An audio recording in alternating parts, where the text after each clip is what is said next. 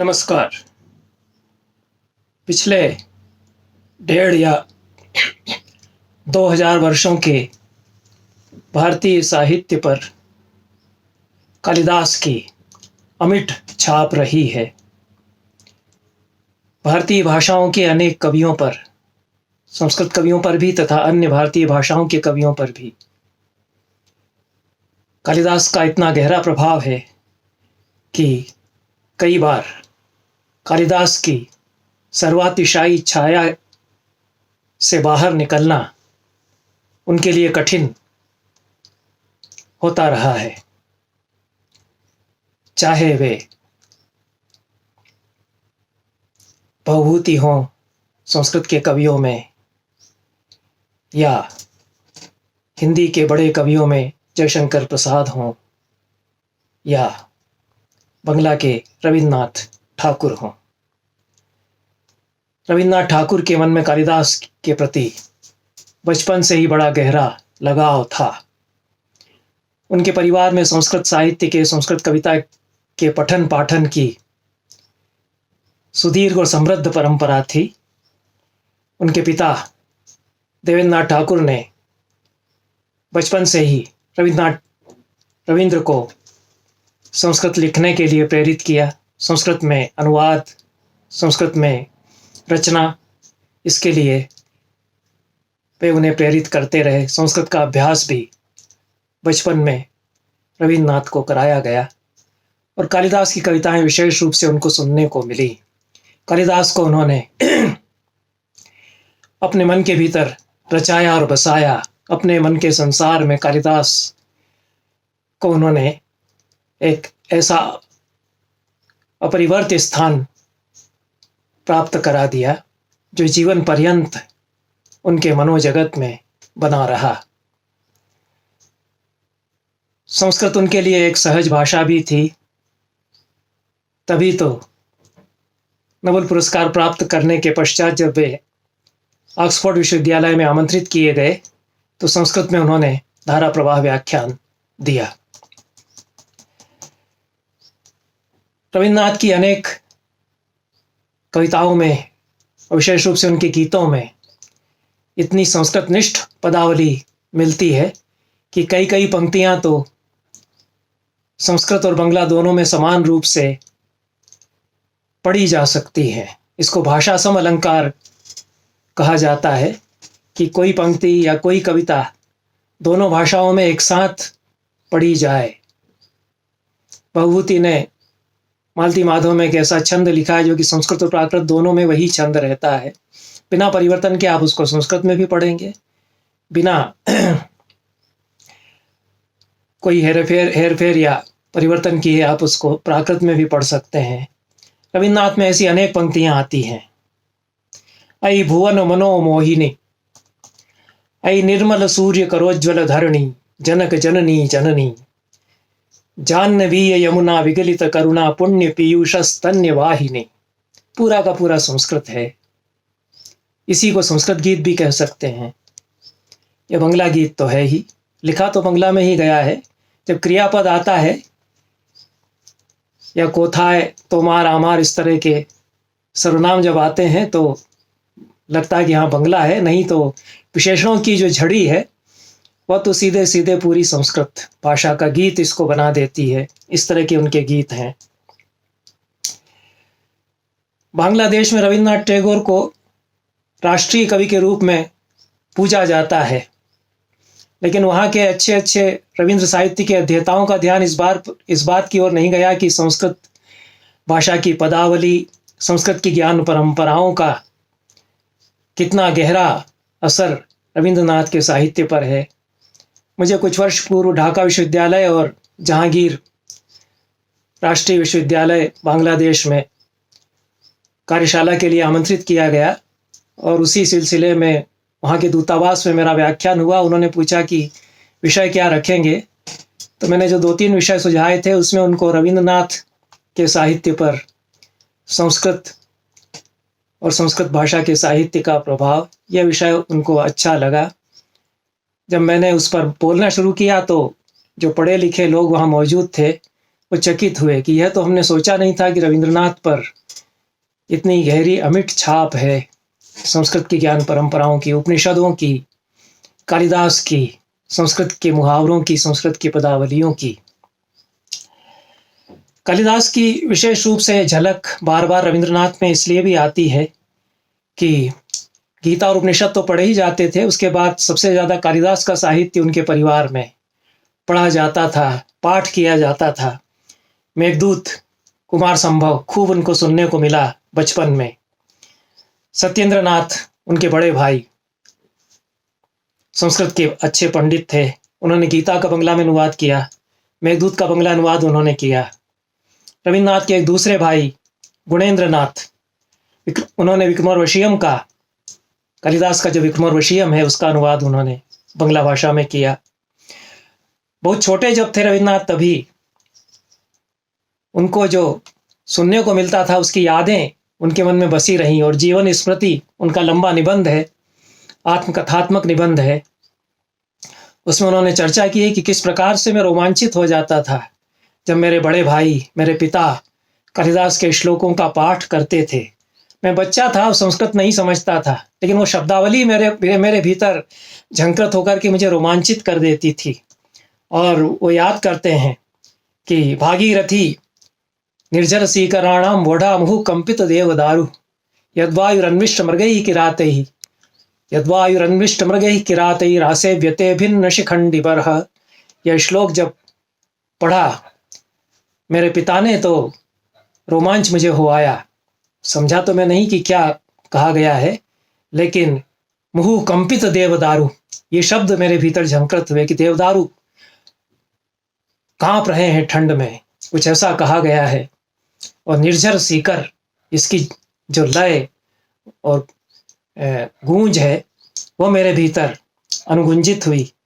तो यह जो रासोंकों के बगीचे में मेघदूत मेरे भाई सुनाया करते थे, बार बार पढ़ा करते थे, मुझे उससे मतलब नहीं था कि मेघदूत में क्या बताया गया है, मैं श्लोक मुझे अच्छे लगते थे, मैं बार बार सुनकर के उनको विभोर हो जाता था, भाव विभोर हो जाता था। ये वे स्वयं लिखते हैं। एक तरह से मिस्टिक एक्सपीरियंस में वो पहुंच जाया करते थे संस्कृत के कालिदास के श्लोकों को सुन करके। यह उनकी बचपन में मनोदशा थी। कुछ युवावस्था में 1890 ईस्वी में उन्होंने मेघदूत पर एक कविता लिखी बंगला में। उसके बाद एक सिलसिला शुरू होता है कि मेघदूत पर कई कविताएं रविन्द्रनाथ ठाकुर ने बंगला भाषा में लिखी। लगभग 200 कविताएं उनकी मेघदूत और उससे जुड़ी हुई मिलती हैं, ऐसा जानकार लोग बताते हैं। मैं रविन्द्रनाथ के साहित्य का अध्येता नहीं हूँ। कुछ साल बाद 1892 में मेघदूत पर वो लंबा निबंध लिखते हैं। 31 वर्ष की उनकी आयु इस समय है। 3 या 4 साल बाद मेघदूत पर बंगला में एक सोनेट लिखते हैं 35 वर्ष की आयु में। 40 वर्ष की आयु में नवा नाम से वे निबंध लिखते हैं मेघदूत को लेकर के। दूसरा निबंध लिखते हैं इसी समय बाजेर कथा। दोनों ही निबंधों में जो मेघ संदेश है, मेघदूत की जो भावभूमि है, उसकी अनुगूंजें हैं। 1922 में जब 60 साल के हैं रविंद्रनाथ ठाकुर, तो मेघदूत पर आधारित एक कथा लिखते हैं। 1932 से 1938 के बीच में 3 कविताएं और उनकी मेघदूत से संबंधित लिखी गई।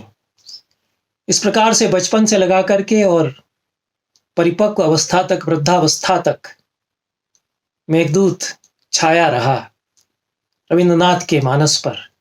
अन्य काव्य भी बार बार लौट करके आते रहे उनकी मनोभूमि पर, चाहे रघुवंश हो, शाकुंतल का तो कहना ही क्या है।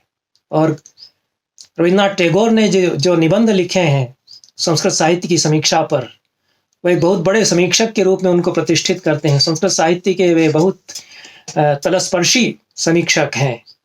और उसके बाद कई बार लगता है कि जो कुछ कहा गया वो रविंद्रनाथ का चर्वण हो रहा है, बात की समीक्षा में, या उनके विरुद्ध प्रतिक्रिया हो रही है, जो बुद्धदेव दासगुप्ता या कुछ अन्य आधुनिकता बोध से जुड़े हुए समीक्षक रविन्द्रनाथ के खिलाफ फतवा देने लगते हैं। संस्कृत उनको उतनी अच्छी आती नहीं है। रविन्द्रनाथ ने जिस तरह से डूब करके संस्कृत की भावधारा में, कालिदास की भावधारा में अपने निबंध लिखे, अपनी कविताएं लिखी, वो एक विचलित होकर के प्रतिक्रिया देते हैं। रविन्द्रनाथ की जो सर्वातिशायी प्रतिक्रिया है, एक बड़े कवि, प्रतिभाशाली कवि और समीक्षक के रूप में, उससे कुछ विचलित होकर के बाद के कुछ समीक्षकों ने उनके विरोध में भी कुछ कहा होगा। लेकिन रविन्द्रनाथ ने जो कह दिया है बाणभट्ट के बारे में, कालिदास के बारे में, वाल्मीकि रामायण के बारे में, वह घुमा फिरा करके कई बार दोहराया जाता रहा है पिछले 100 सालों में। उसमें से बहुत कुछ रविन्द्रनाथ का जो काव्य जगत है, उसके निर्माण में भी कालिदास जैसे कवि का बड़ा योगदान रहा है। और मेघदूत को वे एक चिरंतन प्रेम की कथा के रूप में पढ़ते हैं और उसी रूप में उसको लिखते भी हैं। बार बार उनकी कविताओं में मेघदूत का जो प्रेम है, वह धाड़ मारते सागर की तरह हिलोर लेता है।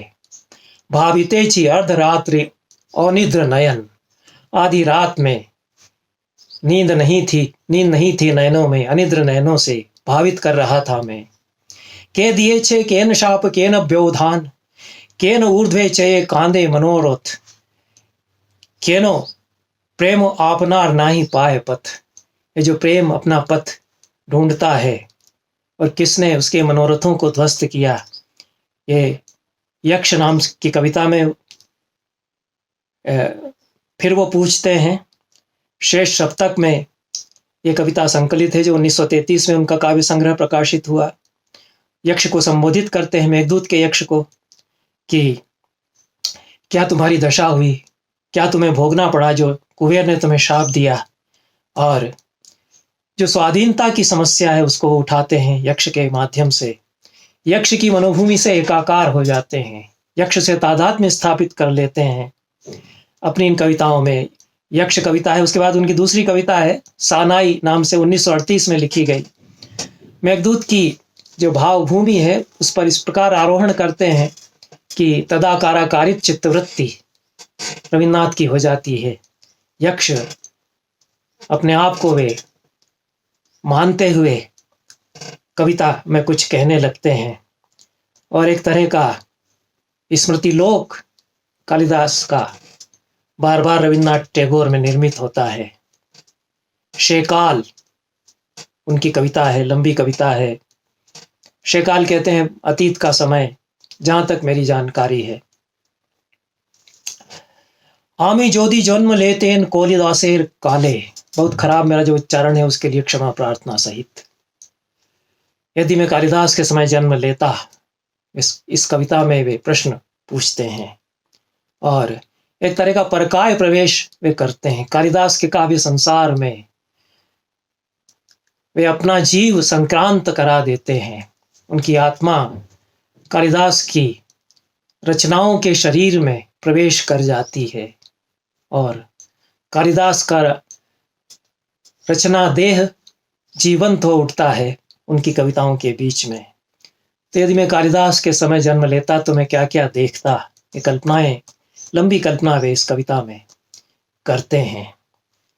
1303 बंगीय सन में चैताली काव्य संकलन प्रकाशित हुआ रविन्द्रनाथ टैगोर का। उसमें बहुत लंबी कविता है, मानस लोक नाम से। कालिदास को एक शाश्वत कवि मानते हुए रविन्द्रनाथ टैगोर उसमें भावोद्गार प्रकट करते हैं। मानस कैलास श्रृंगे निर्जन भुवने, छिले तुमी महेशेर मंदिर प्रांगणे, ताहार आपोन कवि कवि कालिदास, नील कंठ द्युतिमय स्निग्ध नीलाभास, चिरस्थिर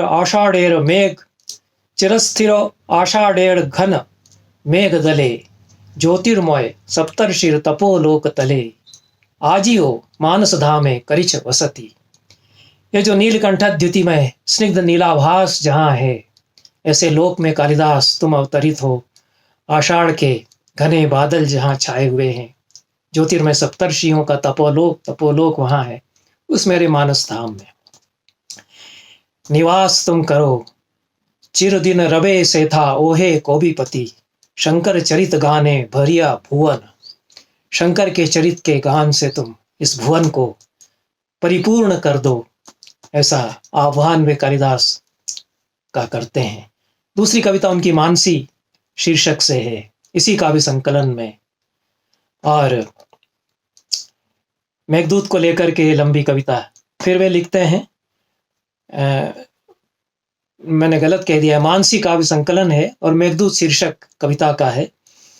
उसे मेघदूत की भावभूमि में फिर वे तन्मय होकर के अवगाहन करते हैं।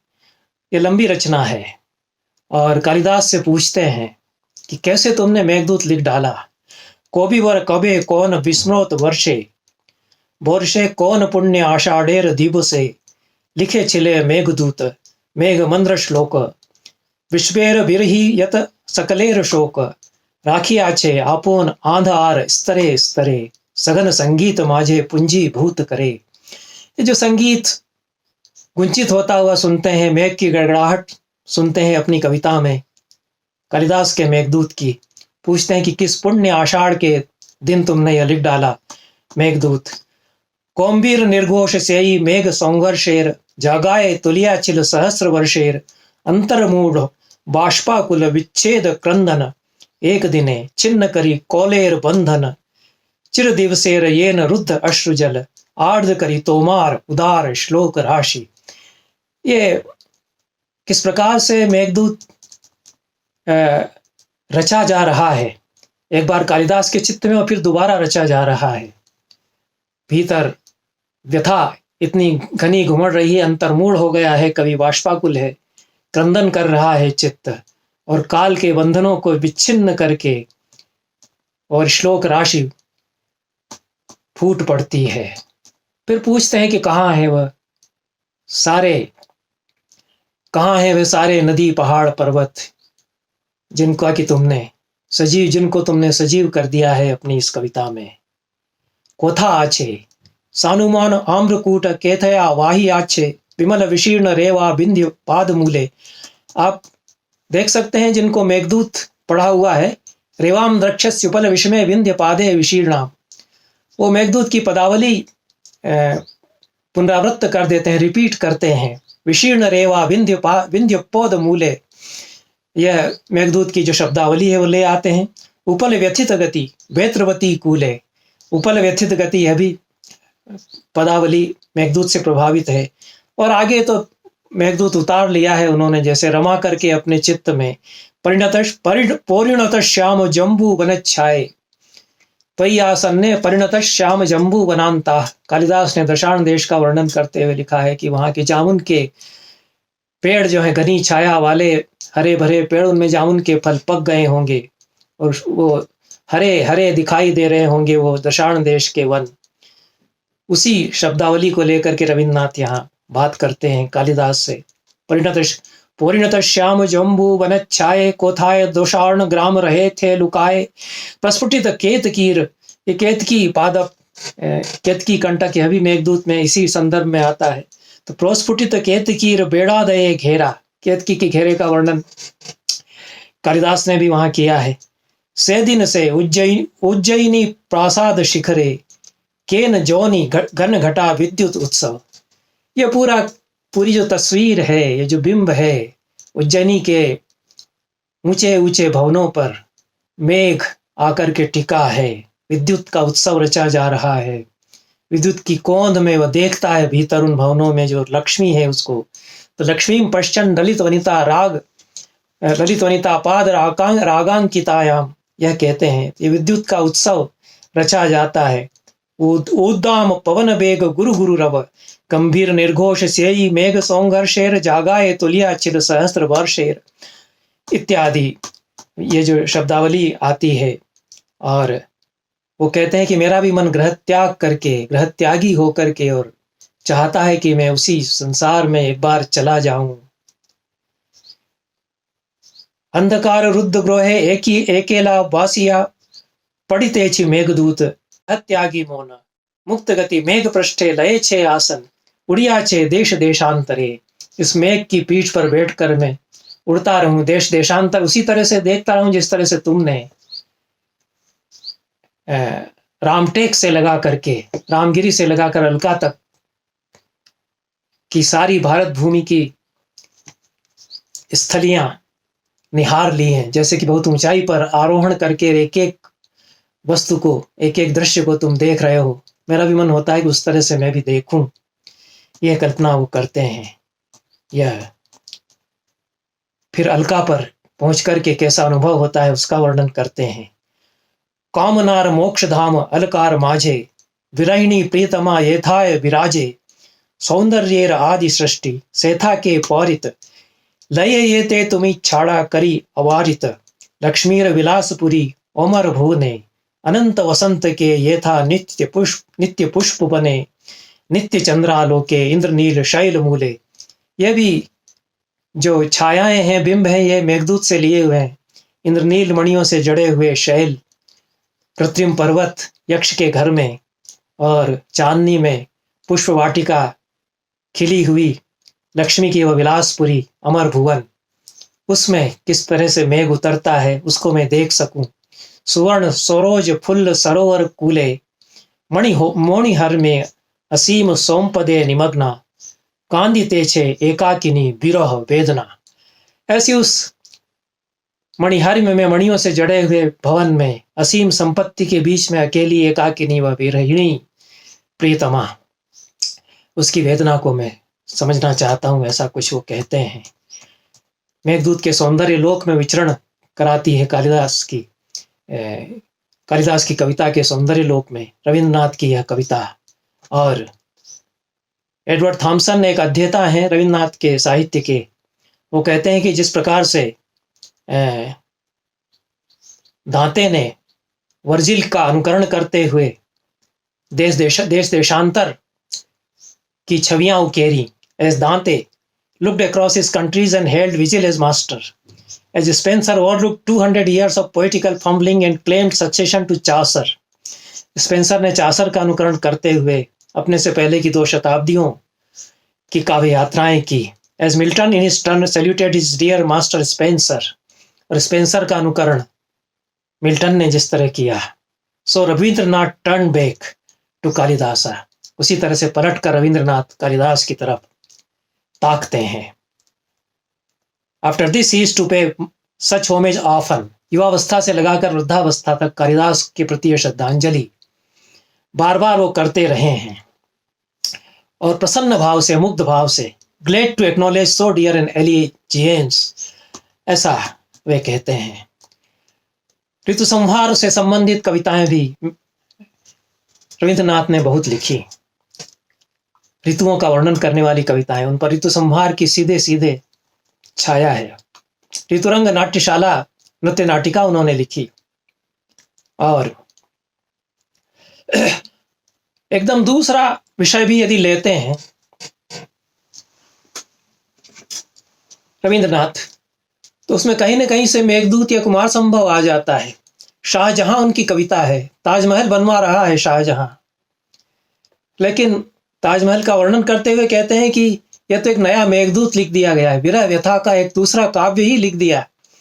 ए सम्राट कवि यही तोब हृदय क्षोभी यही तब नव मेघदूत अपूर्व अद्वित छंदे गाने, अपूर्व अद्वितीय छंदो गान में ये नया मेघदूत रच दिया गया धरती पर संगमरमर के द्वारा, ऐसा रविंद्रनाथ कहते हैं।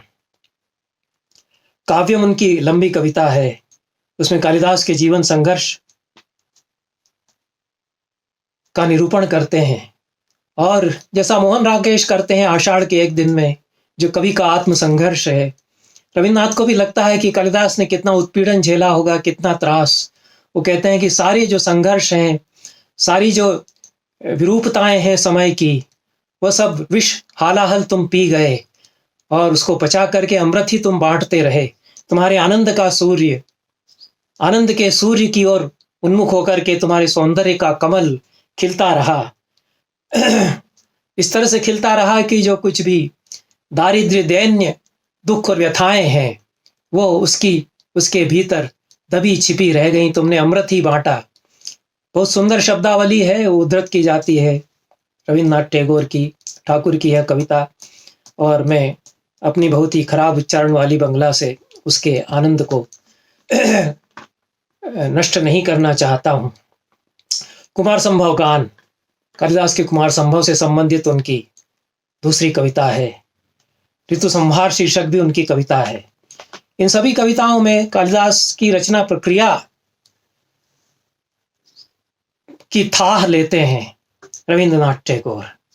और केवल इतनी ही कविता नहीं, ऋतु संहार है, ऋतुरंगशाला है, नटराज है, श्रावण गाथा है, शेष वर्षा है, नववर्षा है। इन सभी में या तो ऋतु संहार की छायाएं हैं या मेघदूत की तो बहुत अधिक छवियां इनमें उभरती हैं। और पार्वती से पर मुग्ध हैं, पार्वती की छवियों पर जो कालिदास ने कुमार संभव में उकेरी हैं, उसकी मुस्कान पर भाव विभोर होकर के वे सराहना उसकी करते हैं। वेदना में रचे बसे होकर के वे वेदना गान उसका सुनते हैं। पार्वती की तपस्यारत पार्वती का किस प्रकार से कुमार कार्तिकेय का मयूर जो है वो पंख फैलाए हुए, झुकाए हुए खड़ा हुआ है, और यह सब चित्र वे खींचते हैं जो मेघदूत पर आधारित हैं, कुमार संभव से भी लिए गए हैं।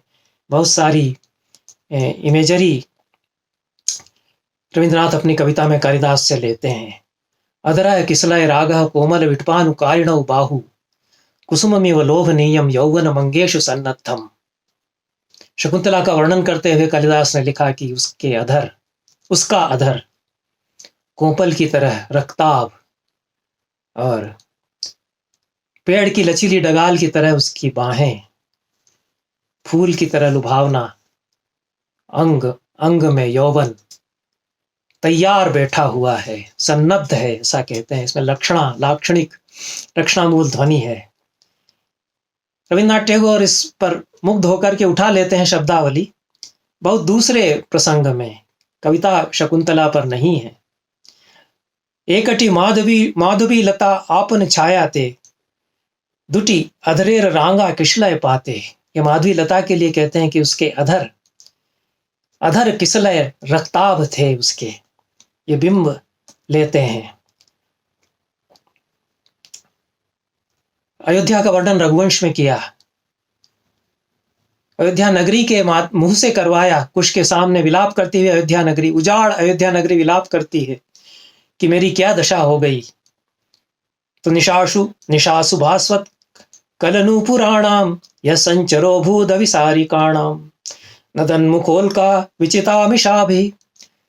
वो कहते हैं कि जहां रात को घने अंधेरे में अपना रास्ता कोचती हुई पायल की रुंझुन करती हुई अभिसारिकाएं डर डर करके चला करती थीं धीरे धीरे, वहां पर अब सियारी ने हू हू करती हुई घूमती हैं उजाड़ उस अयोध्या नगरी में। उनके मुंह से आग जैसी निकलती है, आग की लपटें निकलती हैं। यह चित्र कालिदास खींचते हैं। नदन मुखोल का विचितामिषा भी सवायते राजपथ शिवा भी। उसी बिंब को लेकर रविन्द्रनाथ टैगोर कहते हैं बलाका में जो उनकी कविता है शाहजहां शीर्षक से, तोब पुर सुंदरीर नूपुर निकोण भोग्न प्रासादेर कोणे मोर दिए झिल्ली स्वने कांदाय रे निशार गगन। उसी तरह का बिंब खड़ा करते हैं। उजाड़ हो गए आगरा शहर के लिए। ऋतु संहार में वसंत के वर्णन में कालिदास ने लिखा कि टेसू के फूल जो खिल गए हैं तो आग की लपटें जैसे पेड़ों के ऊपर लगी लगी सी दिखती हैं। आदीप्त वन्य सदृशैर मरुतावधूतैः सर्वत्र किंशुक वनैः कुसुमाव नम्रैः। टेसू के कितने पेड़, यही तो संस्कृत कविता में हम देखते हैं। तो इस समय हम कैसे समय में आ गए ये लगता है। हम जब छोटे थे, बहुत छोटे थे, तो फरवरी मार्च के महीने में आसपास पूरा जो दृश्य है वो टेसू के फूलों से लाल लाल दिखाई पड़ता था दूर दूर तक। अब वो पेड़ नहीं नजर आते। कालिदास ने तो और भी समृद्ध वन देखे अपने समय में। रविन्द्रनाथ टैगोर ने भी देखे होंगे और बिंब भी कालिदास से ही वो लेते हैं। पौलाशेर कूड़ी एको रात्रे वर्ण वन ज्वालित समस्त बोन जुड़ी, ये महुया शुभयोग कविता में वो लिखते हैं। रम्याणि वीक्ष मधुरांश निशम्य शब्दान पर्युत्सुकी भवति यत् सुभितो विजन्तु, तच्चेतसा स्मरति नूनमबोध पूर्वम भावस्थिराणि जननांतर सौरधानी। विज्ञान शाकुंतल में दुष्यंत एक गीत सुनता है, बहुत मार्मिक गीत, उपालंब का उलाहने का गीत। बेचैन हो जाता है, उसके भीतर कितनी कितनी स्मृतियां उधड़ करके और उनके वातायन खुल जाते हैं, और कहता है कि किसी सुंदर दृश्य को देख करके, किसी रमणीय गीत को सुन करके ऐसी अजीब सी बेचैनी कभी कभी चित्त में, पर्युत्सुकी भवन हो जाता है चित्त में। इसी शब्द के आधार पर कुछ आधुनिक समीक्षकों ने एक सौंदर्य शास्त्र बनाया कि किस तरह से यूनिवर्सल यर्निंग एक महाविराट औत्सुक्य, महान पर्युत्सुकी भाव कविता जागृत करती है रसिक हृदय के मन में। तेज एक पर्युत्सुकी भवन जगा देती है कविता, अपने सुंदर लुभावने मीठे शब्दों से भी अव्यक्त सार्वभौम सी बेचैनी सी मन में जगा देती है। तो पता नहीं कितने जन्म जन्मांतरों के संस्कार उसमें उघड़ते हैं, ऐसा कालिदास कहते हैं। अवचेतन मन की ओर संकेत इसको उनका माना जाता है। इसी संकेत को उठा करके रविन्द्रनाथ भी कहते हैं, ओई देह पौने चेये पोड़े मोर मोने, ये तकत शोत पूर्व जन्मेर स्मृति। ये जो पूर्व जन्म की अनेक अनेक स्मृतियां उघड़ आती हैं, इन सब दृश्यों को देख करके सहस्र हाराणो सुख आड़े ओ नोयने, जोन्म जोन्मांतरे ये न वोशंतेर गीति। जो जन्म जन्मांतर से वासंतिक गीत गूंज रहा है मेरे मन में, उससे यह व्याकुलता आती है। यह कोड़ी ओ कोमल स्मृति, यह शीर्षक कविता में रविन्द्रनाथ कहते हैं। मेघदूत के सौंदर्य लोक में इस तरह की अनेक कविताएं विचरण करती हैं रविन्द्रनाथ की, और रमे हुए हैं वे रविन्द्रनाथ के भाव जगत में। इस तरह की किस पंक्ति में कब कहाँ कालिदास उतर करके आ गया है, कई बार तो पता ही नहीं चलता है। और कौन कौन से बिंब उन्होंने कहाँ से कालिदास से ले लिए हैं, जाने लिए हैं, अनजाने लिए हैं, रम गए हैं कालिदास के भाव जगत में। कालिदास का स्वप्न लोक रविन्द्रनाथ टैगोर का स्वप्न लोक हो गया है। कालिदास की नायिकाएं उनको अपनी नायिकाएं लगती हैं कि वो कालिदास की तो हैं ही, मेरी नायिकाएं जैसे हैं। और उज्जैनी उनके सपनों की नगरी बन जाती है। एक बार उज्जैनी जाऊंगा ऐसा वे कहते हैं, पता नहीं कभी गए या नहीं, लेकिन जिस तरह से मैक्स मुलर भारत कभी नहीं आए, भारत उनके स्वप्नलोक में हमेशा बसा रहा। एक अद्भुत स्वप्नलोक भारत का जो उन्होंने रच लिया था, निर्मित कर लिया था अपने भीतर, उसी में खोए रहे अपने कमरे में बैठे हुए ऋग्वेद की पोथियों के बीच में। और उस भारत को देखना कभी नहीं उन्होंने चाहा। जानते थे कि कितना भयावह दृश्य होगा यदि मैं सचमुच में भारत देखने चला गया, इसलिए कभी आए नहीं। रविन्द्रनाथ टैगोर उज्जैनी आए नहीं, लेकिन जो सपनों की उज्जैनी थी जो कालिदास ने अंकित कर दी मेघदूत में, वो उनके सपनों की भी नगरी बन गई। और कहते हैं कि उसी उज्जैनी में दूर बहुत दूर कहीं जो उज्जैनी है, उसमें मेरी भी प्रिया है। दूरे बहु दूरे स्वप्न लोके उज्जैनी पुरे, खुंजिते केछेनु कबे शिप्रा नदी पारे, मोर पूर्व जन्मेर प्रथम प्रिया के, मुखे तार लोध्र रेणु लीला पद्म हाते। ये तो सब शब्दावली मेघदूत से ले ली है। हस्ते लीला कमल मल के बाल कुंदानुविद्धम। ये जो यक्षिणियों का श्रृंगार कालिदास ने वर्णन किया है, तो सोने चांदी हीरे जवाहरात के अलंकार नहीं है। हाथ में लीला कमल है, लौद्र की रेणु कपोलों पर है, उसी का पाउडर लगाया हुआ है फूल के ही पराग का, और सारा श्रृंगार फूलों से पत्तों से वहाँ की रमणीयां करती हैं, ऐसा कालिदास लिखते हैं। रविन्द्रनाथ भी वही देखना चाहते हैं अपनी प्रिया में, अपनी कल्पनाओं की, सपनों की प्रिया में, जो कि कहीं उज्जैनी में स्वप्न लोक में रहती है। तो सब स्वप्न लोके उज्जयिनी पुरे कुंजिते गे छेनु कवे शिप्रा नदी पारे मोर पूर्व जन्मेर प्रथम प्रिया के मुखे तार लोद्र रेणु लीला पद्म हाथे कौर्ण मूले कुंद कोली कुर्बक माथे। यह भी कालिदास से ही लिया है, और इत्यादि इत्यादि। और फिर रमना चाहते हैं कि महाकाल की आरती हो रही है, जो मेघदूत में चित्रण किया कालिदास ने कि दोपहर में भी यदि पहुंच जाओ तो रुके रहना महाकाल के ही किसी बुर्ज के ऊपर, टिके रहना, सांझ होगी तो आरती होगी, उसका अनुपम दृश्य देखने को मिलेगा। रविन्द्रनाथ कहते हैं, बोसंतेर दिने फिरे चिनु बहु दूरे पथ चिने चिने मोह काल मंदिरेर माझे तखोन गंभीर मंदिरे संध्या आरती बाजे। उस मंदिर में संध्या की आरती बजने लगेगी गंभीर गूंजते स्वर में। ये कल्पना स्वप्न कविता में कालिदास की अनुकृति में, स्मृति में रविन्द्रनाथ ठाकुर कहते हैं। कई बार उन्होंने अनुवाद भी कर दिए अपने निबंधों में, अच्छे छंदों में कालिदास के छंदों को बंगला में उनका उल्था उन्होंने किया। नखलु नखलु बाण सन्निपात्योयमस्मिन्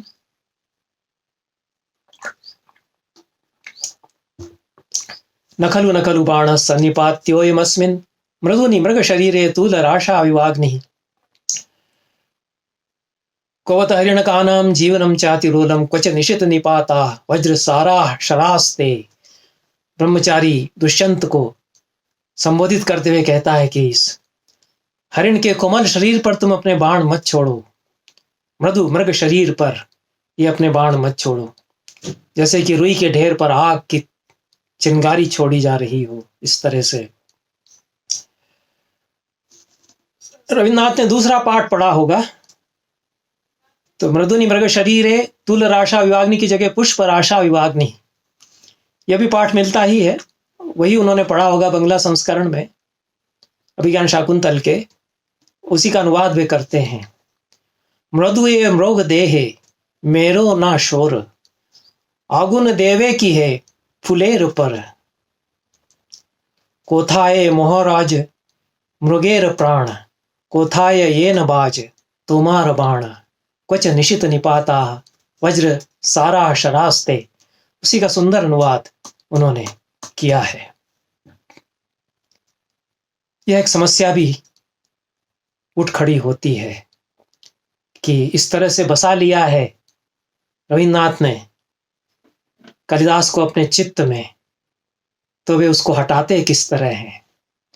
क्योंकि इतने बड़े कवि को अगर इस तरह से बसा लिया है चित्त में, तो फिर आप अपना क्या लिखेंगे?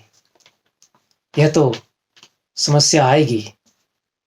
तो कालिदास में रमना और फिर कालिदास को अतिक्रांत भी करना, रविन्द्रनाथ टैगोर यह भी करते हैं। लेकिन इस पर फिर कभी बात करेंगे, कभी जब इस पर चर्चा करेंगे कि संपूर्ण संस्कृत साहित्य में और भारतीय साहित्य के बड़े कवियों में कालिदास बार बार लौट कर आते हैं, उनसे उपकृत होते हैं हमारे कवि, हम लोग जो आज के अदने कवि हैं वे भी, लेकिन उनसे आगे बढ़ने की भी, उनसे बाहर निकलने की भी छटपटाहट कहीं न कहीं होती है। और तभी तो हम अपने समय को संबोधित करते हैं। बहुत बहुत धन्यवाद।